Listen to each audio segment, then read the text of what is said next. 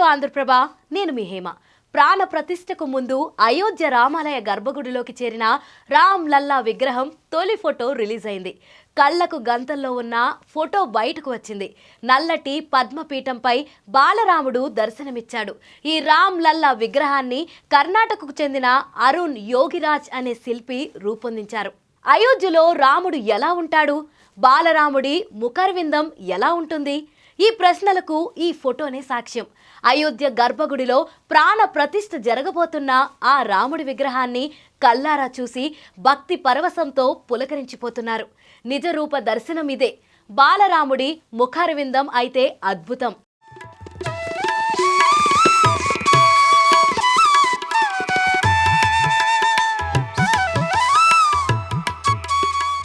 బాలరాముడి ముఖారవిందాన్ని కల్లారా చూస్తూ తన్మయత్వంతో మైమర్చిపోతున్నారు భక్తులు.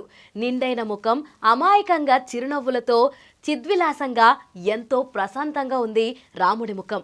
నడక వచ్చిన బాలరాముడు ఎలా అయితే ఉంటాడో, ఎంత ముద్దుగా ఉంటాడో ఈ చిత్రం కళ్ళకు కడుతుంది.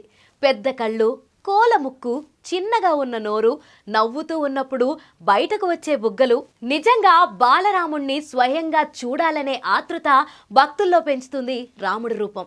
అయోధ్యలో రామ మందిరాన్ని ఎంతో ప్రతిష్టాత్మకంగా నిర్మించారు. అద్భుత శిల్పకళా సంపద, చూడగానే ఆకట్టుకునే హంగులతో అయోధ్య రామాలయ నిర్మాణం జరిగింది. ఆలయాన్ని ప్రారంభించేందుకు ఖరారు చేసిన ముహూర్తానికి సమయం దగ్గర పడుతున్నాయి.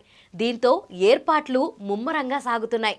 అయోధ్య ఆలయంలో భక్తుల ప్రత్యేక పూజలు అందుకోనున్న బాలరాముడి విగ్రహం గర్భగుడిలోకి చేరుకుంది.